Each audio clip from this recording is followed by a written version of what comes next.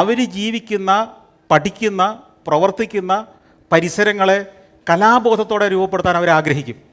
അവരങ്ങനെയായിരിക്കും പെരുമാറുക. അത് എന്താണെന്ന് പഠിപ്പിക്കാത്ത ഒരു സമൂഹത്തിൽ അവർക്ക് പരിസരം വൃത്തിയാവണമെന്നൊരു നിർബന്ധമില്ല.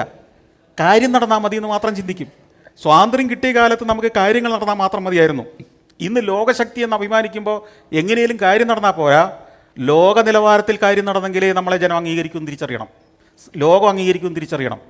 ഇപ്പോഴും ഇന്ത്യക്കാരൻ എന്ന നിലയിൽ പല രാജ്യങ്ങളിലേക്കും വിദേശ നാടുകളിലേക്ക് ചെല്ലുമ്പോൾ എന്നെ യാത്ര ചെയ്തിട്ടുള്ളവർക്കറിയാം, ഒരു ചെറിയ പുച്ഛം ലോകരാജ്യങ്ങൾക്ക് നമ്മളോടുണ്ട്.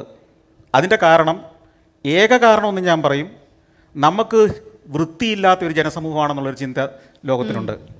ഇന്ത്യയിലൂടെ ഒരിക്കലെങ്കിലും സഞ്ചരിച്ചിട്ടുള്ള ബഹുഭൂരിപക്ഷം വിദേശികളും ചിന്തിക്കുന്നത് ഇന്ത്യക്കാർക്ക് മൊത്തത്തിൽ വൃത്തിയില്ലാത്തവരാണെന്നാണ്. നമ്മൾ പൊതുവെ വൃത്തിയുള്ളവരാണ്.